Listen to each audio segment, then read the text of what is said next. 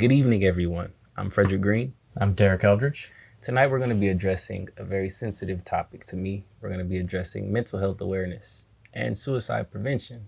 Upon coming today, we're talking about two of our close friends. We have two buddies that actually successfully committed suicide.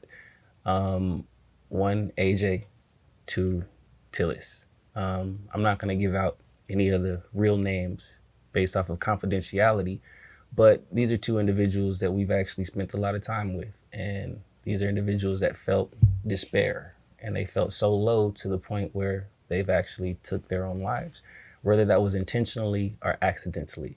But today I just wanted to address it, being military veterans and both of us being diagnosed with PTSD and having known symptoms of PTSD. I think it's very important for us to take this platform and actually address it.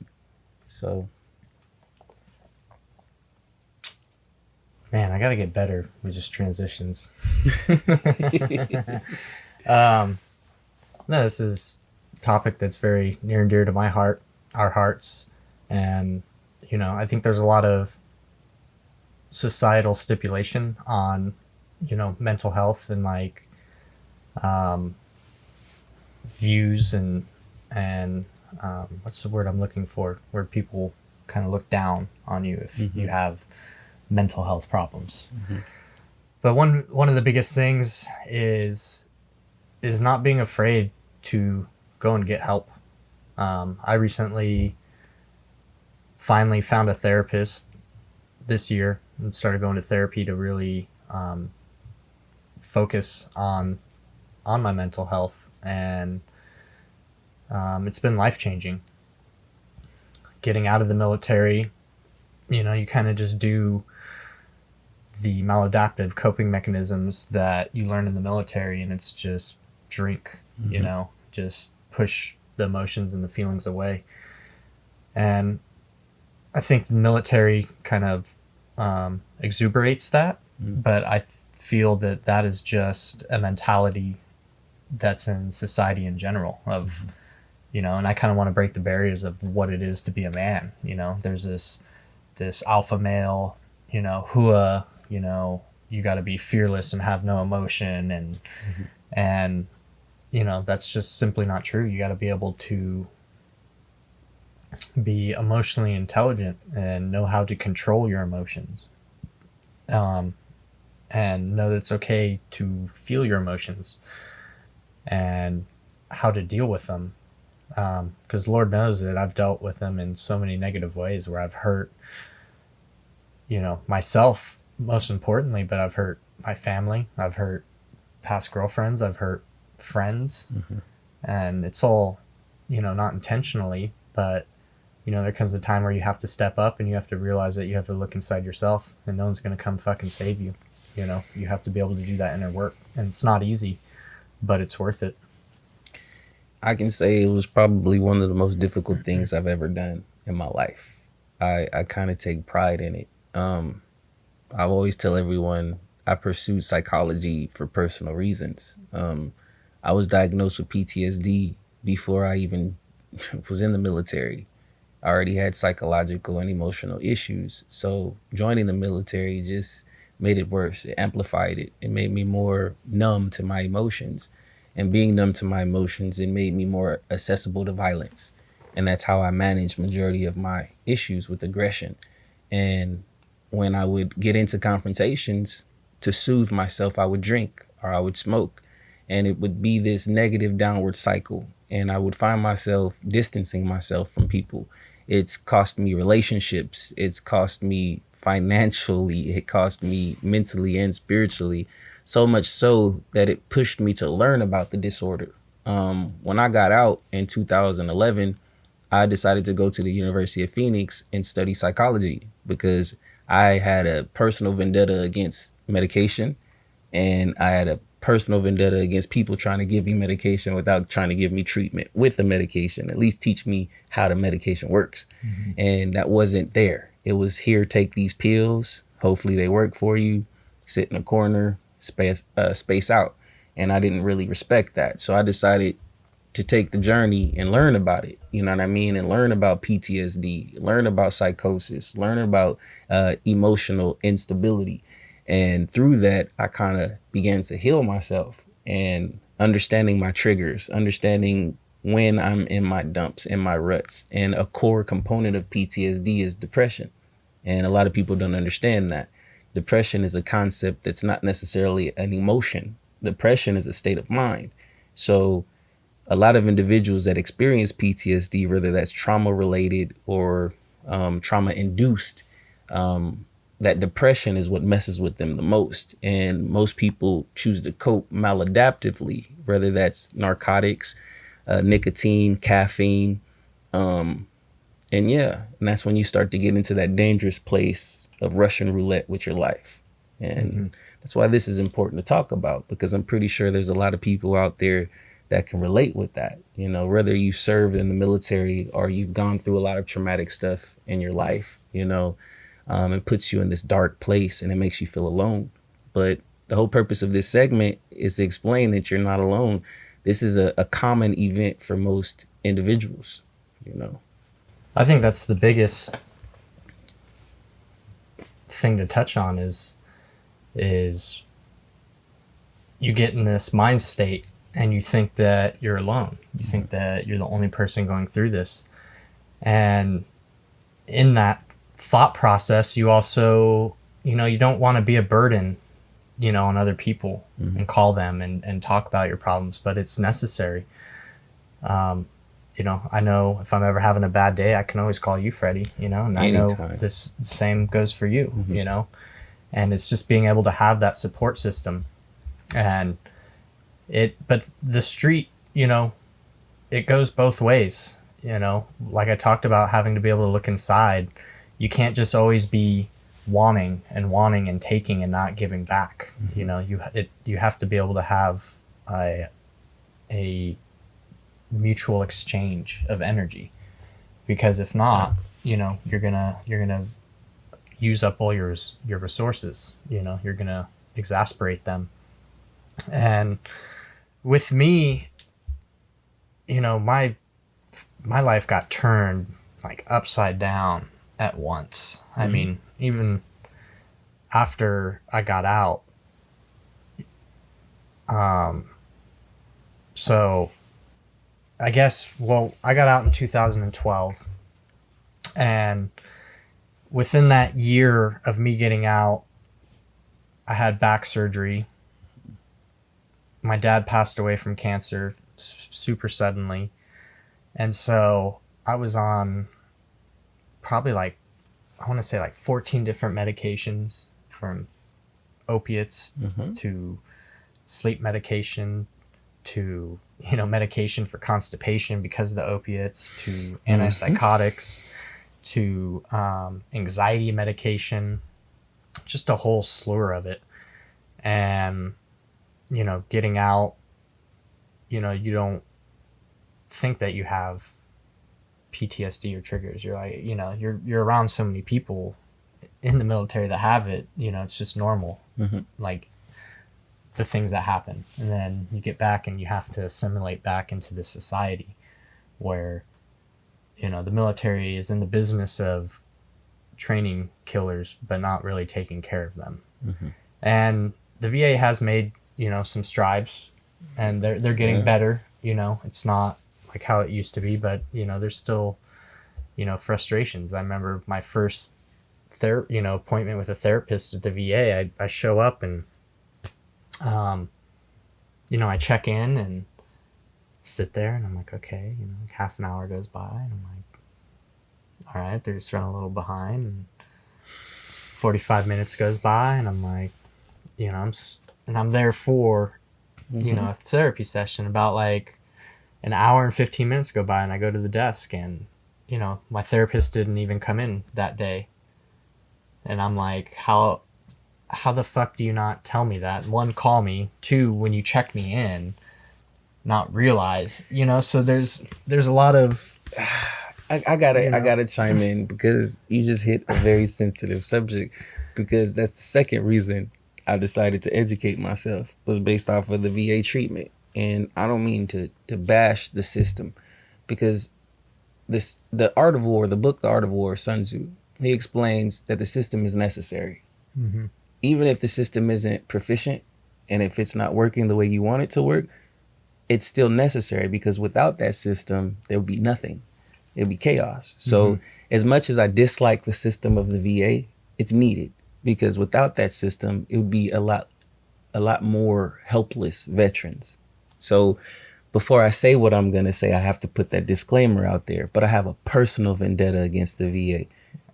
I don't understand how you can give a human being, not an animal, not a test rat, but I don't understand how you can give a human being a medication, a pill, before you can assess them, before you do a mental status examination, before you sit down and ask them how their day is going, before you can sit up here and provide a treatment plan for them and their family. How do you feel comfortable giving these people pills and sending them away without individual or group therapy?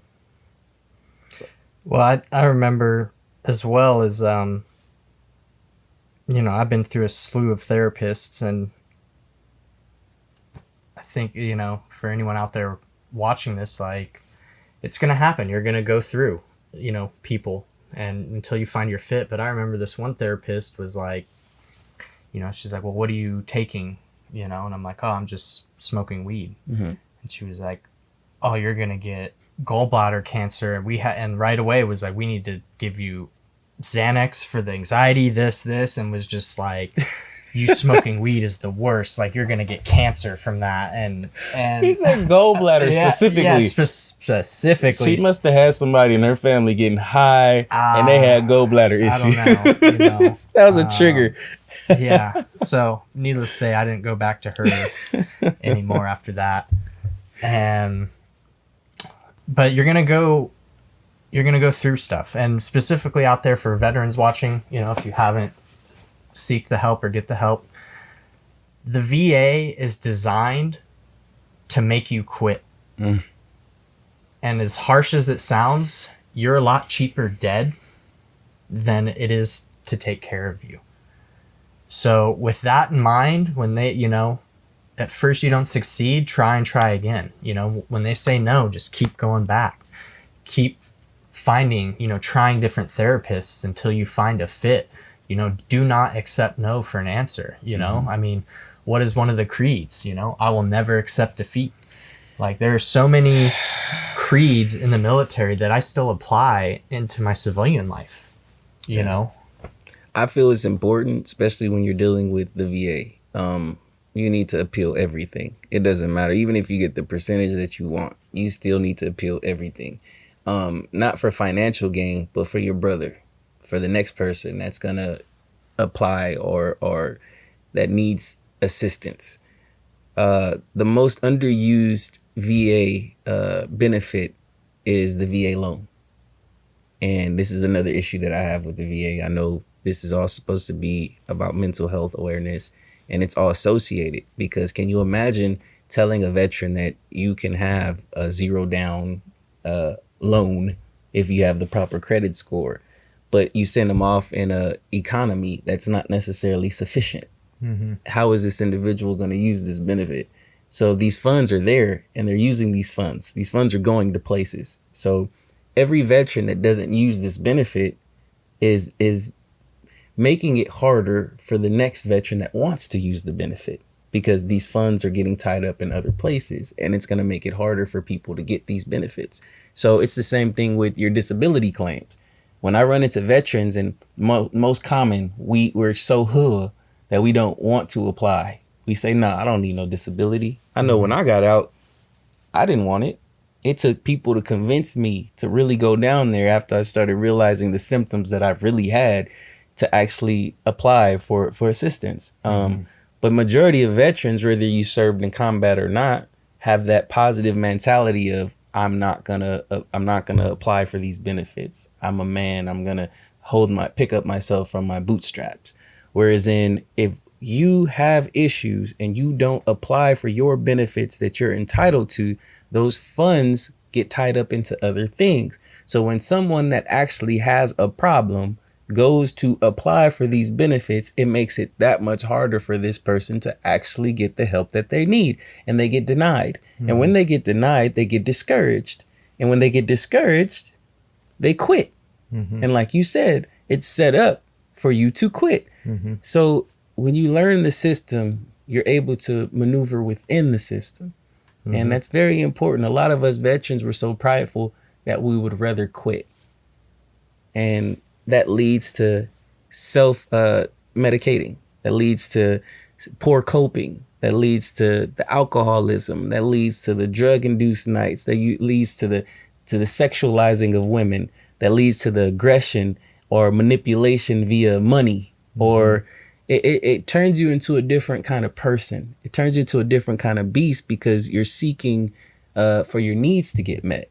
And you're trying to fill this void of pain and nothing is filling it.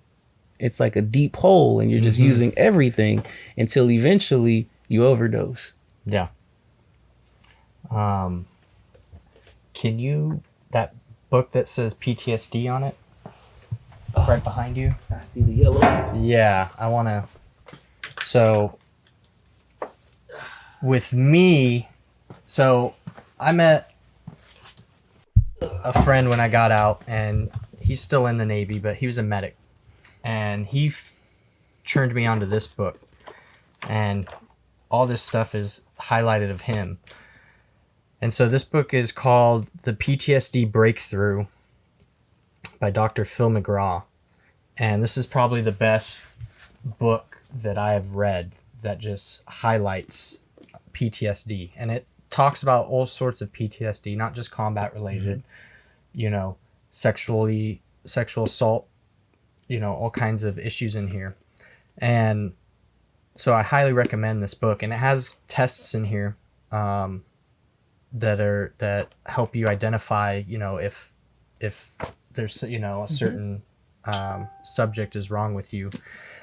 But when I first really started, when you get diagnosed with it, you're just like, oh yeah, PTSD, whatever. Okay, it's just a fucking label. And when I really started researching into it, PTSD, it's a brain injury. And by self-medicating and drinking, what does alcohol affect? Your brain. So I wasn't giving myself a chance. Now hold up, little doggy. Hold up. Let you go. What I've learned was I wasn't giving myself a chance to heal by trying to use alcohol to just suppress and forget. And by, if you like to drink, great. But I truly feel like if you really want to heal, like you have to take a break from alcohol to be able to give your brain a chance to heal and for you to be able to comprehend and cope with everything going on. And that's what I did. I got sober and I started reading, more about PTSD and what it does. And the wonderful thing about the human body is it heals itself. You can rewire your brain not to think and do the things that you do. Is it hard? Fuck yeah, it's hard. But if you had the self-discipline to get through basic training, to get through airborne school, to get through deployments, like it's just self-discipline to be able to apply and, get yourself through that. I agree 100%. That's well put. And I appreciate the plug. Anytime somebody offers a book, man, that's where the real knowledge is, because it's not as easy as just thinking as your own opinion. It's actually knowledge, and someone has actually applied themselves and put research into that material. So hopefully anybody that's going through it out there, pick up a book, whether it's this one or anything that's PTSD related. What I wanted to say is when you study PTSD on a neurological level, you start to understand the places on the brain that it affects. The prefrontal cortex, which is your two knots on your forehead, which is responsible for reasoning, problem solving, decision making, and partial motor skills. It also affects your amygdala, which is responsible for emotional regulation. So between these two parts of your brain, based off of trauma, whether that's physically induced trauma or emotionally induced trauma, it can cause channels in your brain that can make it impossible for you to pull yourself out of these forms of psychosis. But just like your brain forms this, your mind can unform it. But without knowledge and self-discipline, you won't have a chance. I say everything in balance. If you're doing therapy and you're taking medication, that's good because that's balance. You're having the human experience, you're having someone there to talk through your issues, and then you're also getting helped on a neurological level from the medication. But I don't believe in just therapy or just medication. It has to be done in conjoint. It has to be done together, and it has to be a support system supporting that individual with PTSD, because not all forms of PTSD are the same, even combat related. Not all combat related forms of PTSD are the same. So I feel if more veterans felt more comfortable talking about their experiences, there will be more advancement in the field of psychology and comprehending, or even the medical field of comprehending neurologically what's going on with us, not just mentally, but emotionally. Because what you said, it was very interesting the way you described PTSD. It's like a break, you know what I mean? And any break can be fixed with focus, attention, and time, you know. But it's interesting, man. Yeah. Knowledge is power. Books, read them, you know. Just because you're 11 bang bang, you know, don't mean you stupid. Hey, I was supposed to be a Marine. You know, it's all good. All branches, we welcome all. Oh. We're all on the same team. Oh, on another note, you know, I got to brag because, you know, my daughter, she decided to actually go to the Air Force. Did she? Yes. My daughter is turning 17 years old, and she decided Air Force. I'm very proud of her, too. Good for her. Yeah, so like you made the statement, all branches are welcome. I'm not going to be biased because this is Army all the way. I don't care what nobody says, but other branches are welcome. Well, I just want to put this out there. It doesn't matter what MOS you go, your combat pay is all still the same. Whether you on the front line or you in the green zone in Saddam Hussein's post. This is the truth. Saddam Hussein. This is the truth. Oh, hey, I jumped off of his high dive, so this is true. Oh, this is man. Yeah. But back to the topic of, you know, if you're having problems, if you're struggling, reach out and talk to someone. Reach out for help. It's not weak to ask for help. It takes a lot of courage and bravery to admit that you need help. That's what I really want, like the message I really want to convey, because I was one of those people of, I don't fucking need anyone. I don't need anyone's help. I can do this myself. And the problem was with that is, like, I knew I wanted to get better. I knew what was wrong with me, but I didn't know how to. I didn't know how to break that destructive pattern of drinking and drugs and pushing people away until I asked for help. And the first way I asked for help was by just, you know, self-help with books. And then once I got to a certain point where I'm like, okay, I need to learn more, that's when I started going to therapy. But it's not weak to ask for help. Like, it's not weak to have emotions. It's not weak to cry. Like, it's not unmanly. Like, we're human. Like, we're supposed to have emotion. It's when you take away that emotion is when you take away being human and the experience of life. I agree. For me, it came to a point where I started realizing that every relationship was broken. Like, I was burning bridges, and I was cutting myself off from people, and I was distancing myself from people. And I started to identify that myself. And I started to feel alone because I made myself alone. And that's another symptom of PTSD. You start to feel alone because you make yourself alone. You push everybody away. And when you do that, you become self-destructive. And when you're self-destructive, you don't really care what happens to you. You just want the pain to go away. But how can you make a pain go away that you can't feel physically? You can't touch it. You don't know where it's at. So one thing that I love about Superman could have been anything that he wanted to be. Anything. he came to Earth and he emulated humans, right? And within emulating humans, he chose his disguise. And Superman's most powerful disguise were glasses and a nerdy, geeked out swag, right? Because out of all the superpowers in the world, Superman realized that humans have the best superpower, and that's being vulnerable. That's having emotions. That's being generous and caring for one another. That's our superpower. So when you force yourself to strip yourself of your superpower, you no longer are Superman. You are weak. Like kryptonite is around you everywhere you go. So part of becoming strong is being vulnerable. You have to know where it hurts and be able to tell someone it hurts here. Mm-hmm. And only then can you get help, because maybe you know what it's like a little bit to hurt there. And maybe your wisdom and knowledge might be useful for what I'm going through. But if I don't open my mouth and tell you, I can't be mad at you and I can't expect you to help me because you don't know. I think that's a good place to stop. And I almost started laughing when you were talking about, the prefrontal cortex. I just thought of this scene from Waterboy, like, damn dupla obligada.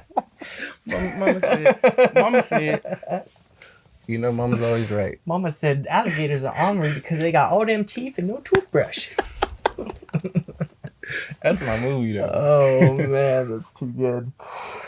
Well, thank you for joining us. We'd like to thank our sponsor, Deepwater Clothing. If you like the gear we got on, we'll put a little link in the bio. You can go grab some swag, some gear. Hold on, I gotta show the back too. I'm sorry, y'all couldn't see the back of my shirt. You know what I'm saying? I gotta show the merch. The merch. Okay, all right. There you go. Okay. There we go. Gotta get the plug. You know what I'm saying? So thank you for joining tonight or day, whenever the fuck you watch it. I guess. It's day and night somewhere. Yeah, it's day and night somewhere. We really appreciate all the support, and we hope you come back. So before we go, like he said in the beginning, please interact with us. Send comments. If you want to see something, you want to talk about something, let us know. We're going to build our platform. We're going to advance over time, and hopefully we start doing call-ins in time. So we want to get a little bit more interactive with our followers.